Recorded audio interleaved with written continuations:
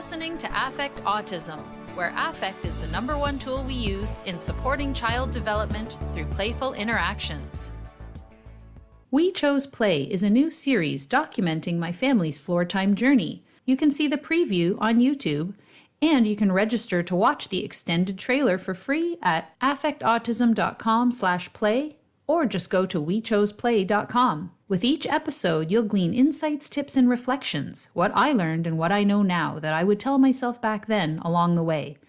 I hope it will support caregivers in their Floortime experience. We chose play. We have joy every day. Welcome back, listeners. I'm Daria Brown, and I'm here with Dr. John Carpente. He is a returning guest. He's a DIR expert and training leader, a professor of music therapy at Malloy University, and a founder and executive director of the Rebecca Center for Music Therapy. He's also the owner of Developmental Music Health Services, LLC, and founding music therapist and creator of the DIR Floortime-based music therapy program at the Rebecca School in New York City, where he used to participate in weekly supervision and case conferences with DIR's founder, Dr. Stanley Greenspan. So welcome back, John. Thanks for having me. It's great to be back. It's been a while, right?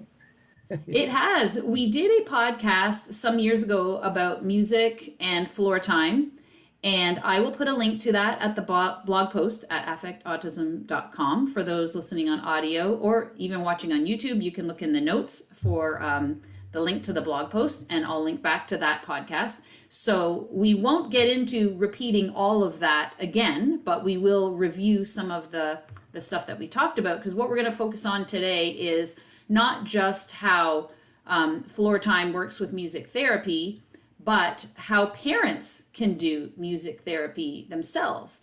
And John and I recently did a course for the International Council on Development and Learning about this topic, and we'll be offering it again. And we're going to discuss some things that we talked about in the course, but we really want to make it clear that this is something parents can do at home, and John's going to describe the whole process, and we're going to talk about some of the services that John offers for coaching if you are interested in doing this with your child. So I guess let's just get into, and also I will say we will be presenting at the October International Council on Development and Learning Conference, ICDL's Floortime Conference in October, which is a virtual conference. So look for our presentation there. So why don't you just remind us, Dr. Carpente, about music therapy and how a Floortimer does music therapy? Sure. Basically, it's the task of the music therapist to provide music experiences through live interactive music making that in a Floortime context, I guess, would facilitate self-regulation, engagement, two-way purposeful communication. So it's not the therapist's job to teach the participants songs or an instrument. It's about how can we work within the musical dimensions to facilitate back and forth two-way purposeful communication.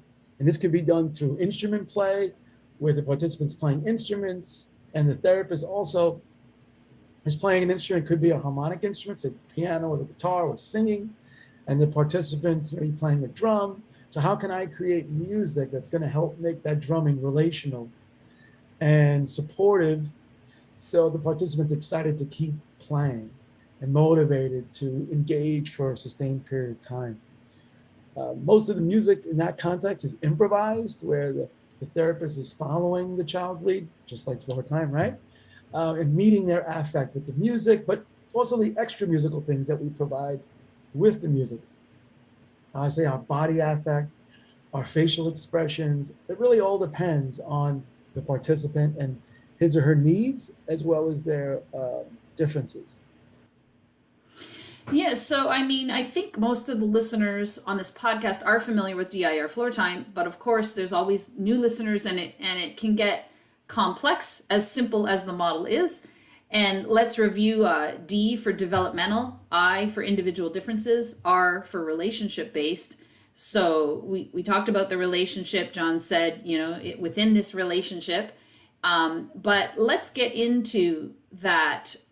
I guess let's go backwards. Let's go. So we said R. Let's do the I and then talk about the D, because how this looks will vary so much from kid to kid based on what their individual differences are and based on where they are developmentally. Are they interactive, or are they sort of seeming like they're in their own world, although they might be engaged, but to us it might seem like they're ignoring us or something, is a big difference from somebody who's very interactive and verbal versus non-speaking.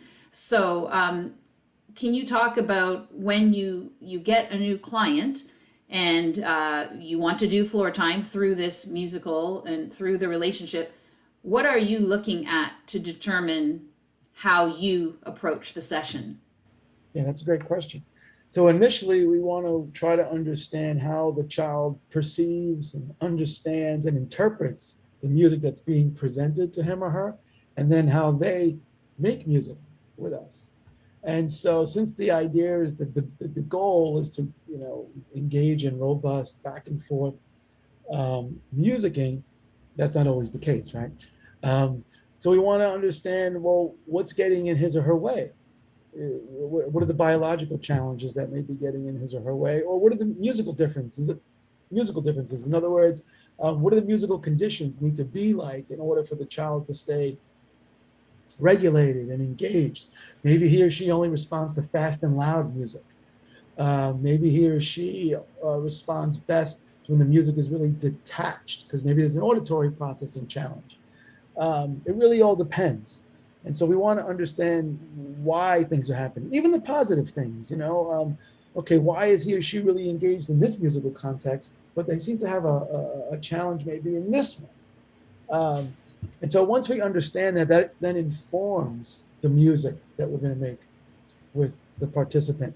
So the idea is to understand the I, so we can try to help support their ability to be more available for interaction, to help move them up the developmental ladder. It would be self-regulation, engagement, two-way personal communication, etc. Right. And let's just give an example to make it a little bit more concrete for parents. So if there's a child who is has very severe auditory sensitivity, so they wear headphones, they cover their ears when noises bother them, they tend to hear everything that's happening, rooms away. They might be a lot more sensitive to, say, if you start drumming, it might be too alarming and overwhelm them, and that will just make them, go into fight or flight. So they're not regulated, which is the first developmental capacity. So what might be something that you would do with a child who that is very pronounced? Yeah, so first we want to understand what is it about the auditory information that may be overloading, for lack of a better term. Because a lot of times, not a lot of times, but sometimes kids, they might get overloaded with because of sound, but it's sometimes because they're not controlling the sound, or they're having a hard time locating the sound and where it's coming from. So that could be a thing too, where it might be connecting the auditory to the visual. Kind of locate where the sound is coming from, then maybe it doesn't bother me as much, because it could be a startling effect. And so really it's like a domino effect. If the visual is impacting auditory, that's going to impact fight or flight, it's going to impact proprioception, all that other stuff, right? And then we have some kids who are really super sensitive to sound. They have perfect pitch. And so and their auditory filters are non-existent. So they can hear something that I can't even hear in another room, and that diverts their attention. So with that, the way we might work in music might be to adjust dynamics and volume. It might also be to use music as an adjunct for, say, interpersonal interaction, where, say, music isn't the main focal point, but it could be an instrument in which we put something in the instrument and make it, more appealing or more attractive. Or sometimes we see kids who are underreactive auditorily. It doesn't mean that they're hard of hearing. It could mean that there's just a disconnect between what they're hearing and how the brain is making sense of this. And so it could be a delayed auditory processing delay. This maybe might require, how I provide the music might be to do it in in long phrases and big pauses, to wait more, to see what's happening, or to vamp more in the music. We don't want to give the child the sense that the music is moving without them. So as a musician, I can hold and vamp and stay in a section and wait and try to call out for a response. Or maybe there's silence that's needed, a pause, and then we wait and maybe use our body affect in that silence to create this anticipatory type of signal where they know that, oh, I'm going to hit the cymbal here, or I'm going to say a sound, or whatever it is. So it's hard to really nail it down because there's so many combinations of things that can happen. That's why the assessment could take, up to 3-4 times. Actually, I really look at every assessment, every session is an assessment. So that's we're really sensitive to try to understand how they're perceiving and understanding, how we can support it, so they're more available and regulated for the interaction. Yeah. This is just a small part of it. All of that tremendous amount of information you just gave is just really focusing on auditory. And then we didn't even talk about visual and, body movement and proprioception, all that. We can get into all of that. But a couple of things jumped out for me. So the child who you said is anxious because sounds seem to be coming from out of nowhere and they don't know where it's coming from. So the first thing I thought of is when Dr. Greenspan always said, let the child be in control. And so I imagine you giving the child something where they can go, bong, and it makes a cool sound, or like a triangle, ding, or, whatever. And even though it might be a loud sound that usually would startle them, if they're the one that gets to do it, they think it's kind of cool. So that's, I guess, an example for parents of that. And then when you said the children who are a little bit undersensitive and auditory, that's definitely my son, and maybe some delays. This made me think of kids who, I hear this from parents all the time, listen to the same song over and over and over and over. So I have this setup in my car where we drive to school. I have my old cell phone on a holder that my son can see from the back seat. And he's got this little clicker so he can click through all the songs in Spotify. He listens to all his Mario Kart songs. But when I put a new song on, and just a backstory about this, so sometimes he'll say something and it reminds me of a song. And I've always loved music my whole life. So I'm like a dictionary of song lyrics. So he said something about what he wants. And I said, tell me what you want. And he said, I really, really want blah, blah, blah. So, of course, the Spice Girls songs pops in my head. Tell me what you want, what you really, really want. So I put that on his playlist. And I've now heard that song 8,037,000 and whatever times, because he plays the first verse and he listens, and then he goes back and starts it, and he plays it, and he goes back and starts it, and he plays it. And it's like he's trying to figure out, it's going too fast. So he's trying to absorb the lyrics. And then, and it's not just with this song, with other songs too, but this is the one it's been lately. And then I'll see him starting to sing the words. And then he'll take it a step further and he'll start making up lyrics about Mario Kart. So I think maybe that's an example of where you said you'll do some kind of music and you make it longer and then pause, give them a chance to absorb it. And even though what I just said isn't necessarily what you do in your session, I just wanted to give parents an example of what they see in their children, like repeating things to hear them over and over again so that they can learn it and memorize it, because it's going too fast. Like, think of how fast most music is and songs on the radio, like pop songs or whatever. So it's too fast for them to figure out, and they have to learn it slowly. And I mean, we're all like that. Like, I know you play guitar. Like, I've tried to play guitar. I've tried to learn to play guitar numerous times. And like, I have to go so slow, like try and figure out how to put my fingers on the chord. And like, it takes a long time, right? So with our kids in the auditory processing, same thing. Yeah, that's a great point. It's true. Everything we do is we want to accompany the nervous system as opposed to working against it, And so that's, yeah. And what's great about live music is that we can adjust the tempo and the dynamic, how fast it goes and how loud it is, accordingly to how we feel that the child may be receiving the information. So, but that is a good example, and then the more they do it, maybe they're making these connections, because I think sometimes with kids that have a hard time connecting the auditory to the visual, or vice versa, I also think there's a developmental skill that might be lagging in terms of cause and effect relationships, because when you don't have that enough to match uh, to match what's happening in different media, you might not realize that you're impacting certain things and how it's impacting you. So if that's the case, can you imagine being like always like anxious because you're not sure? I mean, I can't even imagine. Um, I think that's my son, because he is always very anxious about things and asking a million questions and so concerned about how things work and when things are going to happen. And yeah, I mean, that's how he's managing the world. It takes a lot of energy emotionally, and then he can do it. So we can refocus that energy, into interaction, and help him and others develop the capacities to, be able to self-soothe or develop that developmental skill, right? In which it's just happening for them. They understand it. They can make sense of it. Oh, this is what happens. Not because it's memorized, but because they have these developmental foundations that now can cross into other contexts, and then help them, just be in those social situations. yeah, and that's such an important point what you just said, because so many of our kids on the spectrum live through their memory.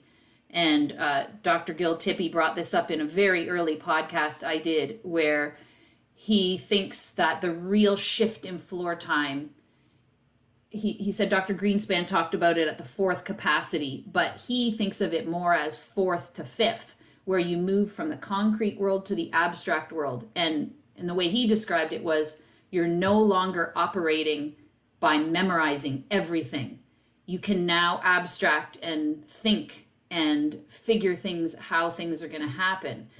And so many of our kids, parents will describe, even in the parent support group, things that their kids can do, and they're so impressed by them, and it is impressive, but a lot of it is memory based, and our kids have amazing memories.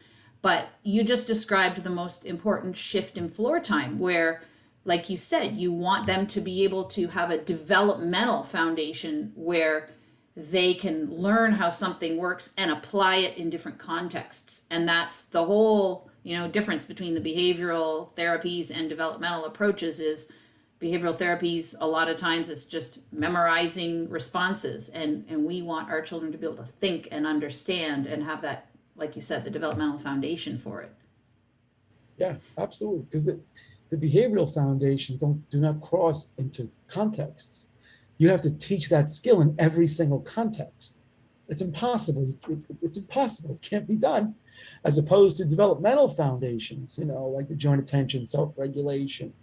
Once those, and the others, of course, once those are created, those are skills of how to be in relationships that cross into context. You're available to take in new experiences and then assimilate those things, at the park, on the ball field, in school, in house. Not like this, of course, takes a lot of, right? It takes a lot of work, but those are the core differences, I think. It's not top heavy, where you're top heavy, it's bottom heavy, because it's all foundational and the house has got something to stand on. So yeah, I agree. What you just said, what Gil states, absolutely, yeah, 100%.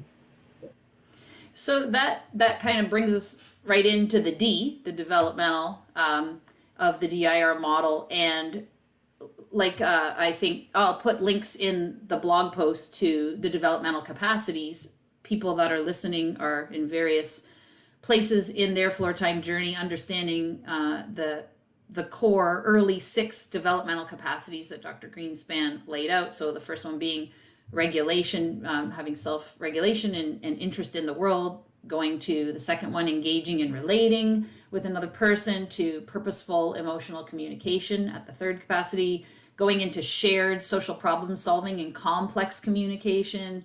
And that fourth capacity involves a zillion other things, a big shift. And then the fifth capacity, emotional thinking and into logical thinking in the sixth capacity. among other things. So I guess what I want to point out here is you said at the beginning, the whole goal of Floortime music therapy is to have that interaction with the kids. And so maybe this is where we can talk about the difference, because we talked about this at length in the last podcast we did a few years ago about, this is not music lessons. This is not having to be musical, or if a parent is, tone deaf, or, oh, I can't sing, or I can't play instruments. This is not about that. What we're trying to do is, instead of a child who's sitting in the corner, like hitting a drum, shaking a drum, we want to make it interactive. And so when they're engaged with us and they're calm enough, they're regulated, they're playing this drum, and then we're getting them engaged with us. Like, I play a drum, you're playing a drum, I play, and they're noticing you. And then we're getting this back and forth interaction into the third capacity.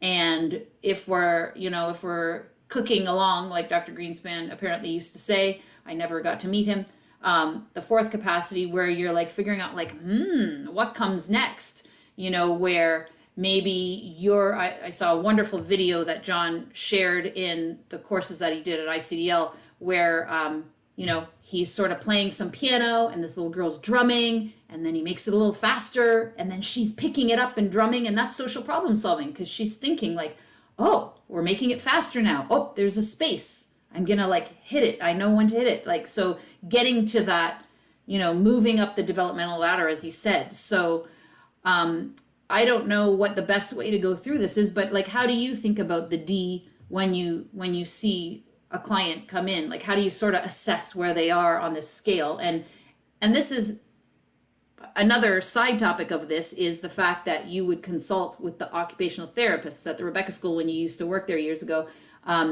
And you would hear, you would have their profiles from other people on their team. So when you're at Malloy and you're at the music center there doing therapy, I don't know how much information you have. So I'll let you sort of like, how do you figure out where they are developmentally? And sorry, one last thing. And of course, where they are developmentally in that moment on that day, which could vary from day to day. That's right. It could be maybe they didn't sleep that night, or the medication changed, or whatever it is. Yeah, that's a great point. Yeah. When I was at Rebecca School, it was great. Because, the idea is that all the disciplines worked in the same way. So we're realizing floor time goals through each respective discipline. And I used to really be connected to the OTs, because they were, I'm sure they still are, experts in understanding the nervous system. So they spent a lot of time in music therapy with me, because they liked what I was doing as well too. So we were able to teach each other, so to speak. But I wanted to know what was going on in the nervous system biologically when kids were engaged or when they weren't. And I learned a lot from being there. I mean, a lot. So now, we don't have the luxury of having an interdisciplinary team at the clinic. So we ask parents if they can bring in information from the other disciplines. We're on Long Island. Rebecca School's in Manhattan. On Long Island, there's not, as far as I know, there's not a lot of OTs that are specifically focusing on profiling in terms of the sensory system. It's mostly about fine motor skills, ADL, things like that. And then I'm finding that the sensory profile, not all, I'm just saying some, is just kind of not a big emphasis. Where at the Rebecca School, it was a huge emphasis. And as part of the DIR model, I think it's a core piece. It helps map out what we're going to do, and how we do it. So that's really important if I can have that information. And and sometimes those sensory challenges do manifest in music themselves. Say, for example, when we talked about the auditory, but even the visual processing. See if a child's bumping into things, or how close they are to certain instruments in terms of playing them. Or I've seen sometimes where kids are playing the instrument as if they're playing through it. So they're not sure how close their hand is to the drum.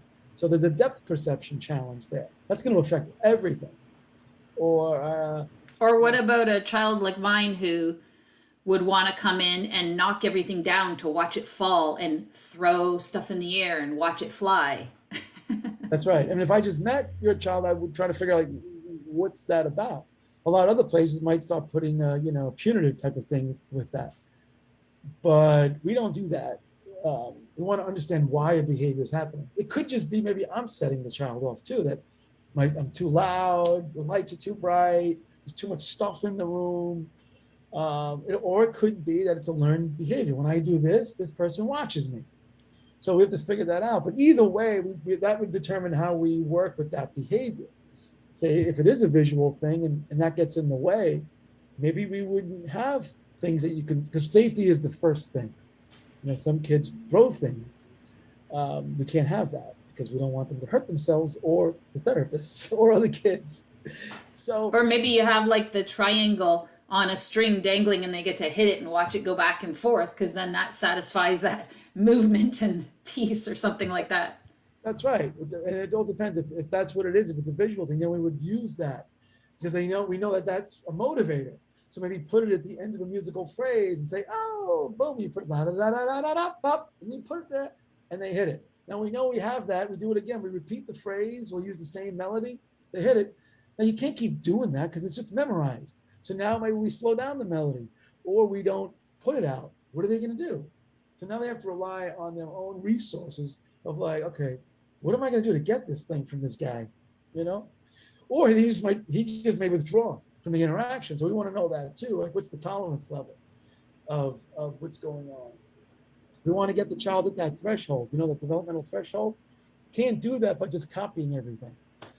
So, and just repeating, because then what are we doing? We're doing the same thing that they do. And so that when we start changing things, then it becomes adult led, right? It has to be adult led at some point. Where now I'm going to play it slower. Maybe I go da da da da da da. They have to wait. Then I put it out, and boom, and it's a big celebration. Or I do it and then I run away, and then they have to come after me. The things that I think people have to realize too is that not only are we getting engagement into two-way personal communication, which is the end game, but we're also working on motor planning, visual processing, all at the same time within the context of the interaction, right? All of this is happening. It's not like today we're going to work on motor planning. We don't do that in Floortime. Motor planning is worked on within the context of interaction. It's not today we're going to work on motor planning, or we're going to work on the swing today. We're going to use that swing to get interaction. We're providing the swing for vestibular input because that's what the child needs. And he or she is regulated now, available for interaction. Now we can do some type of musical thing. Maybe put a symbol at the end of that, of the end of the line as it comes through. Because now they're trying to hit it. Well, that's a great exercise, right? To get depth perception and focusing of the eyes. Because that's something that a lot of folks don't pay attention to, is the visual processing. And it's really important. I find a lot of kids have challenges in that area. So we might work on it in this way and work on those developmental levels because we're trying to get them into more sophisticated play. But the subtext of this is that motor planning, auditory processing, visual processing, receptive and expressive language skills, maybe not through words, but through other means of communication, are all happening in the temporal experience, so it's happening in time.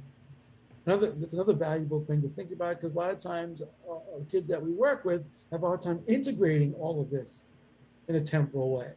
Music is just calls out for it. It's in the tempo of the scheme. We can slow it down, we can speed it up, but we want to cause problems, right? Playful obstruction in the music. And so the music therapist does this, and what we do, if a parent wants to be involved, is to teach them how to do this. But just like the child has individual differences in being interactive in music or other media, the parents do as well. We all do. And I think music can be really intimidating for folks.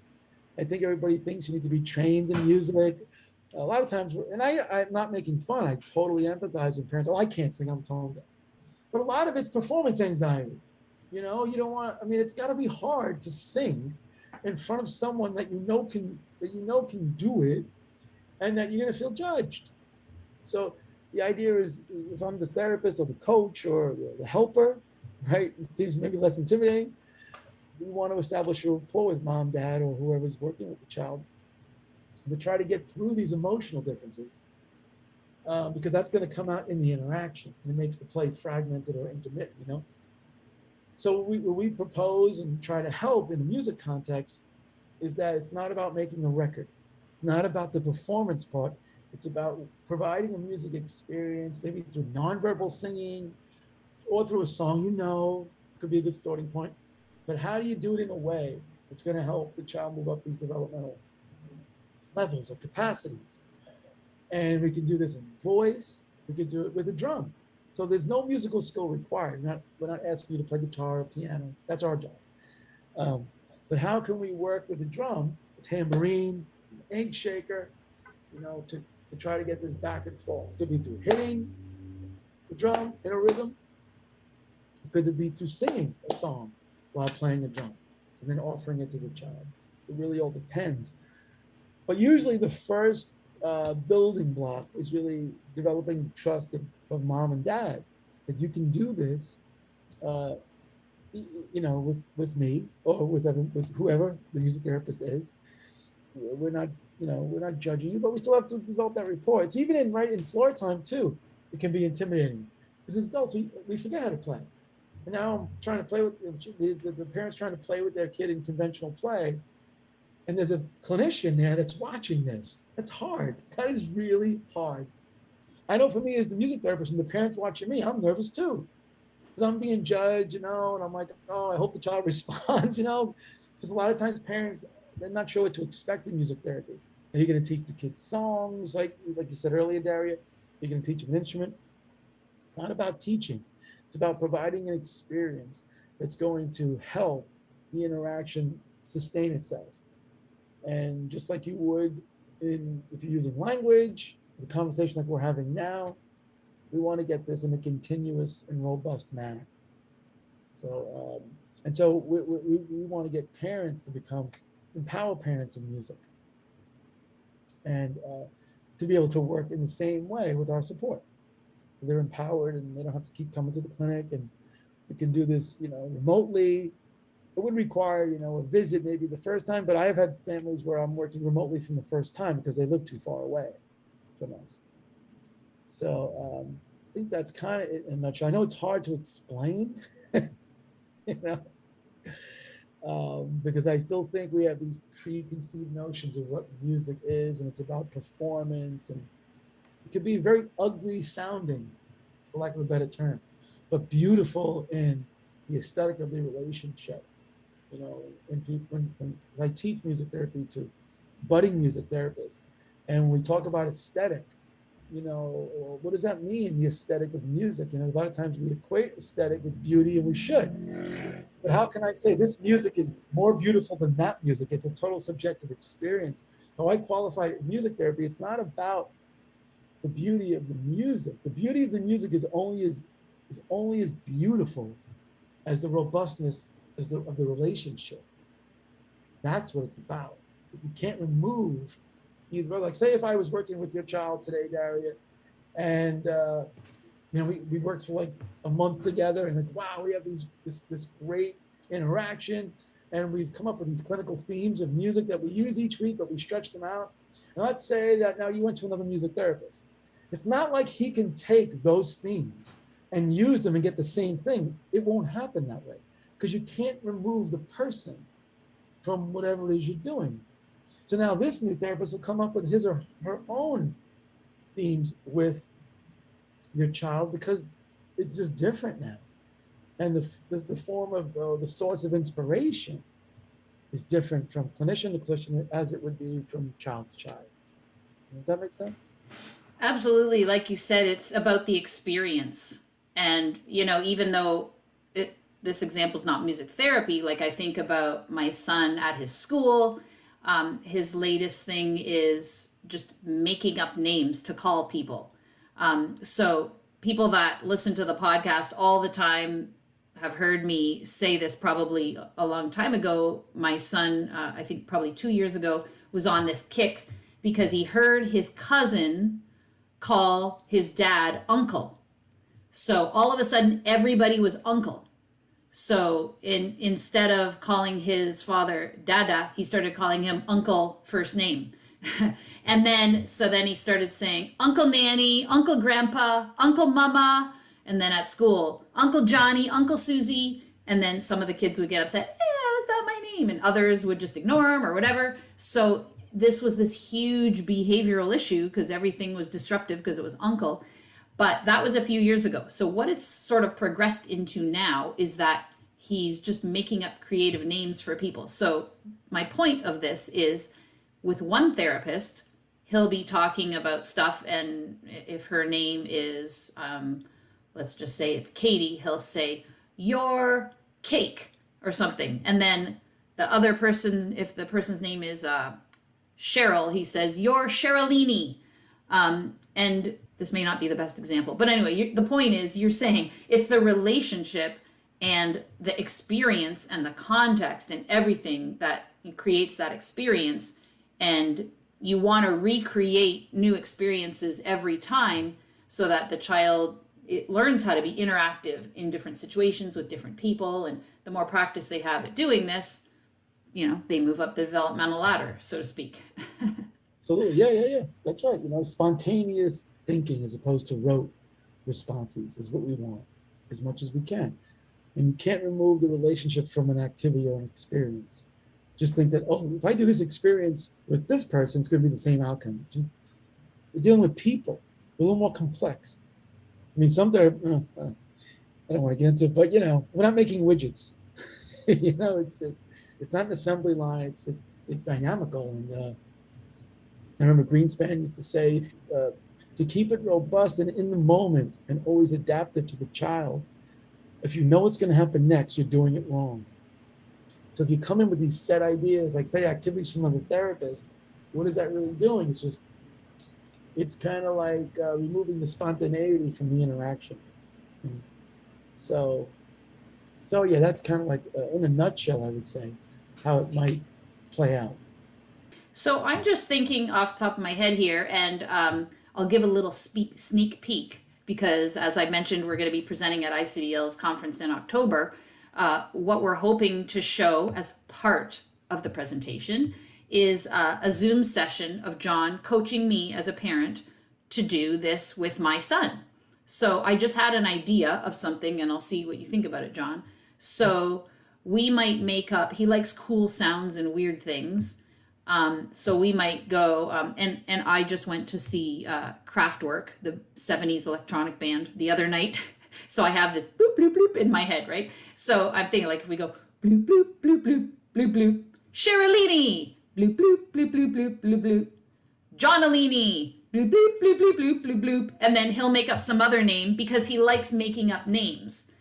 This is the type of fun thing you're talking about, right? Like, that will do this kind of fun, whatever rhythm, like, that's not super musical, me going bloop, bloop, bloop, bloop, but the pause, and then he yells out the fun names, because that's his latest thing that he likes doing, calling everybody, changing their names, Uncle Nanny, whatever.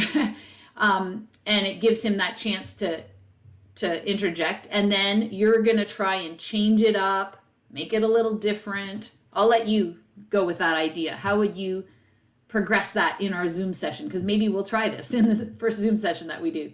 Yeah, that's fine. Yeah. So, well, the first thing was, if I'm still getting to know him, and I know that there's a propensity for the different, I wouldn't say it's not musical. I think it is, because you're changing the timbre of your voice and the different sounds in the front of your mouth, etc. And if I do these sounds that he likes, and then he comes back and it's back and forth, but I want to make sure that we're really interactive, that he just doesn't have like he could have like a million scripts, And so I could do different things to it, like start slowing it down. Will he slow down with me? So if he slows down with me, then I know he's listening.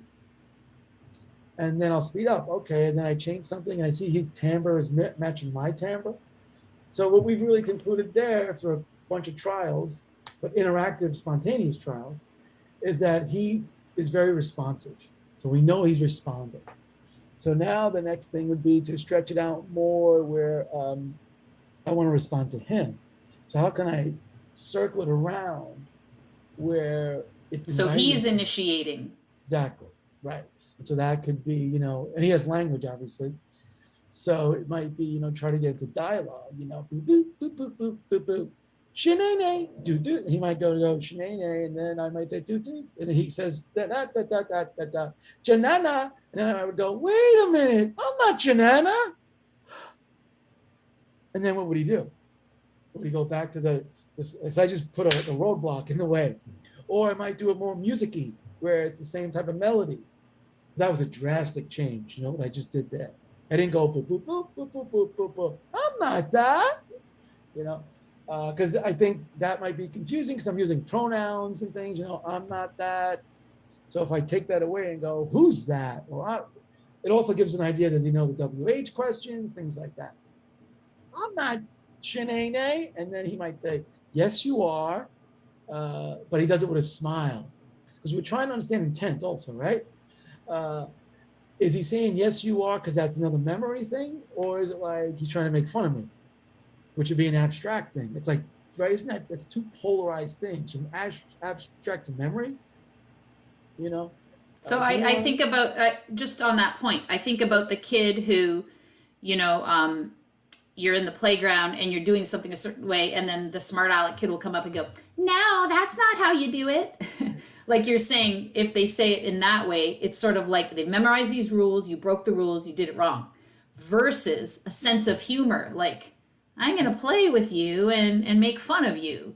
And that's what you're saying. That's more an abstract thing. He's being more playful and have this sense of humor in the moment. Yeah, it's sarcastic, you know. And then we can even take it a bit further. I can start crying. No, I don't want to be called that, you know, and pretending. But now does he understand it's pretend?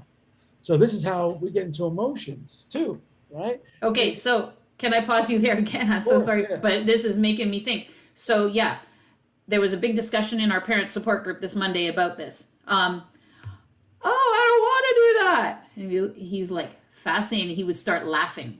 My son would start laughing because I got a report from school yesterday that the class was lining up to go back in, and he kicked the puddle of water and soaked this kid. And this kid was so upset, and he started laughing. He thought it was the funniest thing ever. Not cool. So how do we experience? And I will say that my son is really interested in emotions right now. He's trying to figure them out. He said, Mama, are you mad? Are you sad? Mama, be mad. Mama, be sad. Mama, be angry. Who are you right now? Who are you right now? And then he wants me to say the name of the angry Sprixie from Mario Kart, who has a face like this. You know, so he's really experimenting with emotions. So based on what you just said, if you said, I don't want to be Nana, or whatever you said, Shanana. Shanane. Shanane. So how would you play with the emotions in that part, knowing that now my son laughs that you got sad? Yeah, so this is all part of the assessment. So if he's, like, say he's laughing, I get sad, I want to understand, maybe he's not understanding that, and he's taking a shot at, maybe that's funny. Or it could be the anxiety laughter too, you know, I'm not sure what to do. So then I might say, well, okay, that's too abstract, let's go back, because maybe I'm working above his level, at least for that day. Doesn't mean he's that way all the time, but he might not be at the abstract or symbolic place right now. So we don't want to go into pretend. That would be a waste. Why would we work there? We have to get more circles in 4 level, you know, shared problem solving and things like that before. And within those, like, say we do more shared problem solving, you know, where he's adapting to the music and bringing in words and whatnot. Of course, the idea is to then embed those interactions with a lot of affect, with facial and auditory and things like that, to then help try to, you know, provide experiences that would help get him to get more symbolic. I mean, that takes thousands and thousands and thousands of reps. It doesn't just happen in one session, right? To then start linking emotions. Because right now it sounds as though he's equating like a facial expression with an emotion, so he knows the image. So it's memorized right now, it sounds like. And unfortunately, in a lot of schools, they teach emotions through picture cards, which is terrible because you can't learn emotion through cards. We didn't learn emotion through cards. I have a whole blog post about that, which I'll link to. I know, I read it. And yeah, but it's just, you can't do that. It's through the experience. So if Mama, you sad, we can't teach it through words. Like, Mama's sad when this happens. No, you've got to see Mama being sad. And I remember, I think I used this little story a lot because it still shakens me, in a positive way. I was working with this child with his para, who can be, physical and whatnot, and he would hit, and I thought it was a form of communication. He didn't have language or word approximations. And I remember she would tell me, she said, I don't know what to do. When he hits, he said, I tell him, no hitting, no hitting, no hitting. I said, well, all right, why don't we try something else? When he does this, instead of being punitive and narrating the story, how about joining the story and showing what happens when you get hit and start crying? So she would do this. And it actually happened in the music room. And then one day, they're on the floor, he hits her on the arm, and she's floor timing. This is what floor timing would look like. And she's floor timing this, and she's singing along at the same time. And I'm like in the background playing this very music to support it. I had very little to do with this, and she starts crying. She's crying and she's pointing, and all of a sudden, a tear comes down his eye, and he starts rubbing.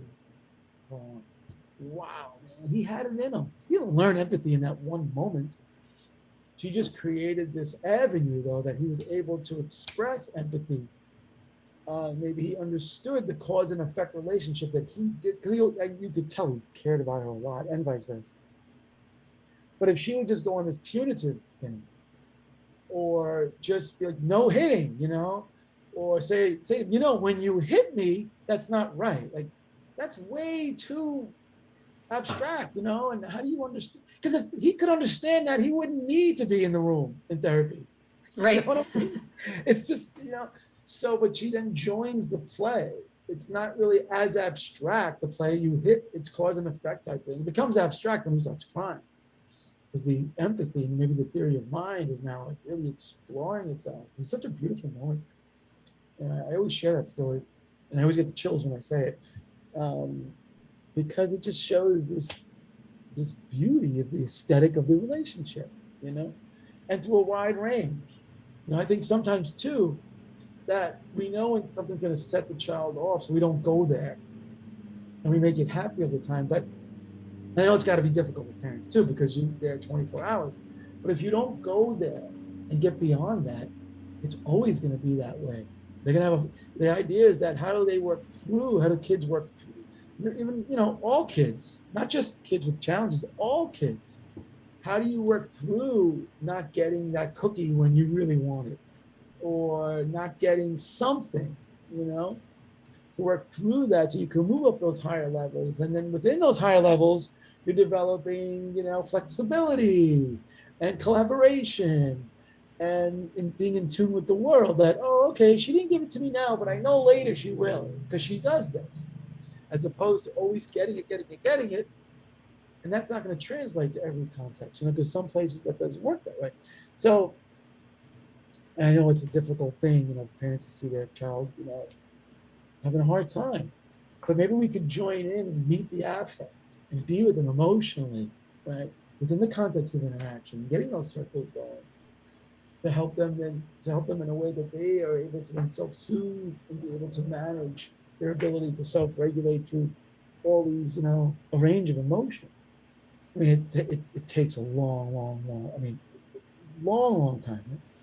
And so putting it in a music context, right? Music covers the whole spectrum of emotion, right? We all have I think we all have a relationship to music in some way. Everybody listens to music. And so what we're trying to propose here is that we now take this love of music, and use it. I don't want to say use it, it's not a tool, but to use it as to provide it as in the form of an experience, that can go through the whole gamut of emotion. So we can get those rich moments of back and forth. So yeah. Yeah, I know we're going to be wrapping up here in a minute, but made me think of a couple of things. The kids who, as adults or when they might be non-speaking, learn how to type and say, I knew that hitting was wrong and I didn't want to hurt the person, but I couldn't control it. So that's what I thought of when you mentioned that child. And then the other thing I thought of is, so yeah, like the point being, don't assume that they don't have empathy, because they do, but they may not be able to control it or have another way to communicate. And then, so what do you do about that? You gave some examples of what to do. I will say that we've been doing that with my son for at least 3 years, and he's still kicking the puddle and laughing at the kids. So it does take years. It does take a long time. At least now he can articulate that wasn't nice. He was sad. He didn't like to be, like, he understands it, but he's still maybe not feeling it enough to stop the impulse to kick the water. Right. That's a tricky one though, because kids play like that too. That's a real tricky one, the water thing. Real, because in some contexts you're at the beach, that's okay. Right. Or that's a tricky one, and kids play. I mean, my 13-year-old does that with his friends. Neurotypical. So, and my kid just turned 13, and developmentally he's not. But the point, I think, being that parents will say, okay, so I say that all the time, no hitting, like, or I hear, like, parents will say they hit their siblings, and I say no hitting. So then you're saying, like, model, like, oh, you hurt me or whatever. But the kid, it doesn't mean that the kid's suddenly going to cry and feel it. I think you gave the example that happened in that case. But I just want to point out that it's going to take you being sad a lot, and for the child to really, the child has to experience that feeling of empathy, of feeling bad. And like you said, the laughing, like my son probably would laugh, and it would be an anxious laugh because he feels bad that he hurt you or made you sad, but doesn't really know what to do about it.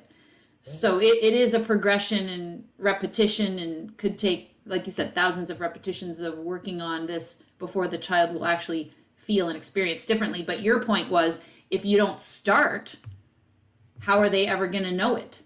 If you just continue to just say no hitting, they don't get to that place where they get to practice and experience that discomfort, like, oh my goodness, I hurt that person.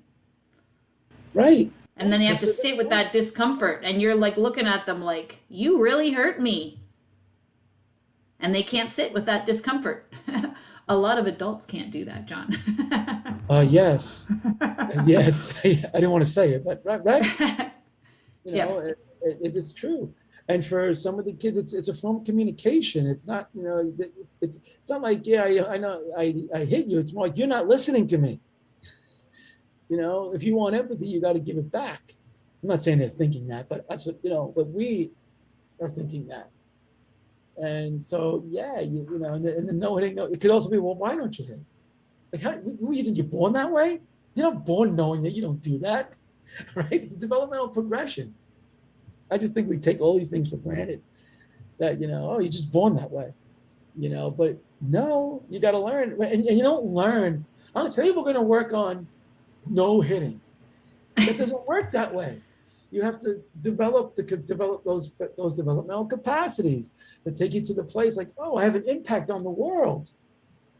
And when I do this, oh, that happens. It's like, if the child, say, is 10 years old and hasn't gone through, is at a level of 2 years old, they haven't even gone through those terrible twos that a neurotypical 2-year-old is at. And when they hit, you laugh, right? But now you have a kid who's 10 who developmentally might be 2 and is not at that terrible, because the terrible 2s is really where the I thou principle comes in, where I do this, you do, I knock the milk over and mom gets excited.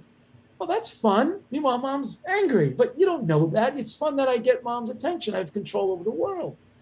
So they have to learn that first before we get to, like, the more sophisticated things.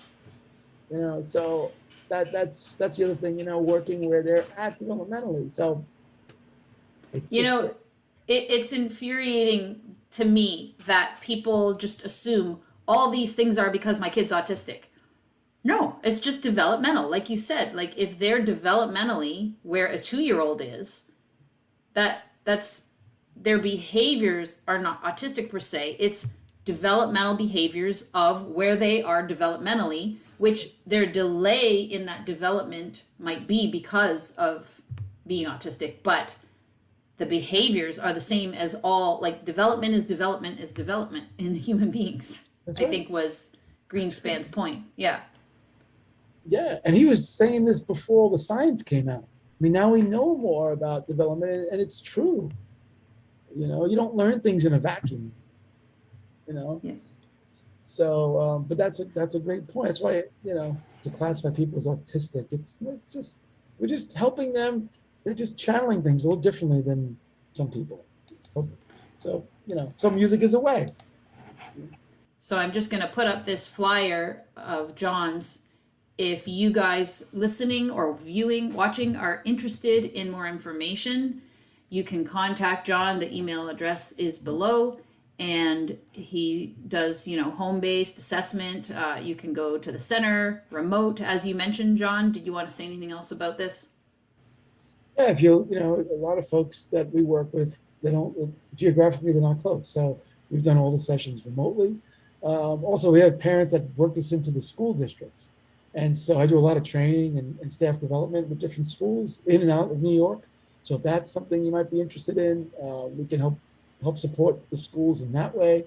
But in terms of family base, if you want to visit the center, you're more than welcome to. We would do a floor time assessment within the context of music and work out a goal plan with the parents or the caregiver and see what can happen in the home, and hopefully that can transfer to school.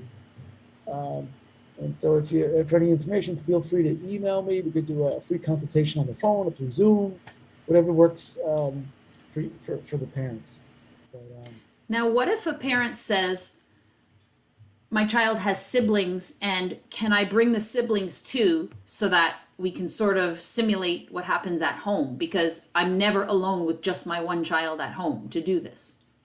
Yeah, we could do that. We'd like to meet the one child first, and just because we still want to get a clear picture, or try to get a clear picture of what the D, the I, and the R is all about, and then see how we can then create the environment around that to make it to maximize the interactions between the siblings and the person. And then also, I think it'd be important to meet the siblings privately too, because they get a raw deal sometimes, and to see how we could best maximize interactions at home. Awesome. I will also put up the link to the podcast that I did with Dr. Carpente before, which was called Floortime Through Music Therapy. And all of this will be at the website, affectautism.com. Here's that podcast we did April 16th, 2018. Wow. So over 4 years ago now. And that describes more about music therapy in general. But hopefully you enjoyed what we discussed today. Thank you so much, John, for sharing that. And hopefully listeners will be excited now to come to ICDL's conference and see, some of our examples of this in action that we'll share at the conference. Yeah, thanks for having me. I appreciate the opportunity to provide some information. So thank you very much. Awesome. Talk to you soon. Until next time, here's to choosing play and experiencing joy every day. If you're a caregiver looking to implement your own Floortime approach, please see the Parents menu at icdl.com, the Interdisciplinary Council on Development and Learning, for the virtual Floortime consultations for parents. There you can schedule an appointment, look at the virtual DIR home program services, and see the weekly parent support meetings registration. We aim to help you implement the developmental individual differences relationship-based model at home, taking into account where your child is developmentally and their individual sensory processing differences within your safe and nurturing relationship to promote and support their developmental potential.